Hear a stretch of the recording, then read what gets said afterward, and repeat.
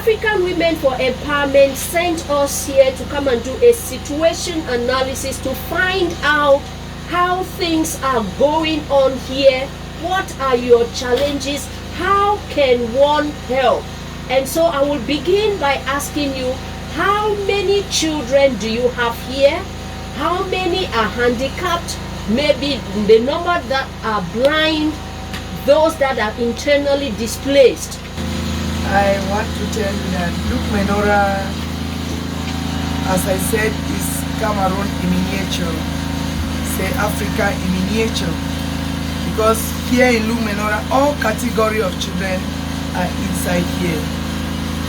Given that Luc Menorah was first of all created as a treatment center for children living with disabilities before the crisis erupted in Cameroon, where the vision had to be shifted from total disability to including any other child that needed protection, shelter, and care, and what have you. We have, as of now, rehabilitated in this home 134 children plus, because you have just seen some that are coming now. If we add those two, it's 136 that have just come in now. We are still about receiving them. Meanwhile, we have an annex at Santa Coffee Estate with 56 children of the MOMO community, the indigenous population. They had to start running away with the children when they discovered that girls from 12 years to 14 years were all pregnant. Some even gave birth to twins at 14 years old. Some have delivered twice within the crisis from the armed groups, not even from the Moros. The people were stranded and they were looking for where they can hide those children. So they carried some to Chang, and when the situation became alarming, they carried the majority to Luc Menorah when they heard about this place. We had no choice. We selected 25 of the children that were from 6 years upward to 14 years.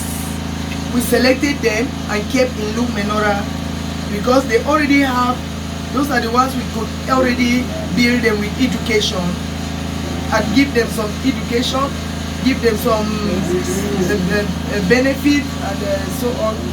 And then the rest, we had to take them 5 years downward, 56 of them in number, back to Santa Coffee Estate in the Aridos compound. We had to give them radio education. You can see the radio there. Give them education, radio education there. And then we gather those children. We recruit one Bororo man and one lady who was teaching as PTA in the government school there. Since schools are no longer operating there, we had to hire the services of that lady and to the Bororo man, so that when she's talking in English, the Bororo man should be translated in Fufube, so that the children should get what she is teaching them. So we had to create an education center there for them, and we give the children every assistance, clothing, we give them food support, we give them everything we health support, whatever we are giving to these ones. Meanwhile, we are building skills in those that have delivered their teen mothers, unwanted pregnancies, and we deliver even some here within this period that they have been here for more than 2 years. They're 3 years plus here now. So, unlike if you add 56 children that we are rehabilitating them to 136 children, you begin to see that we have a huge population that we are meeting up to. And then given that we had some other disabled children we started this center with, and those children have their parents, they have their mama and their papa, but and their grandmothers who were first of all living with them, and we had to take the children for treatment. When these ones came that had nobody to care for them, have nowhere to run to, coming from Malfe, from Kendem, from all directions, we saw the need to call the parents in a meeting. We had an agreement with them to rehabilitate those children at the level of their homes. So we had to place them back in their families, and we give them every support at the level of their families. And then they bring them here twice a month for their therapy treatments, and they refill. They go back and they continue giving their supplements to them at home.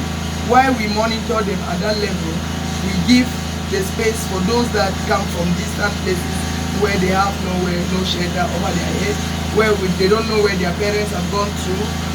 While we are working with them, we begin to work so that the crisis, at the end of the crisis, we may go back to those communities.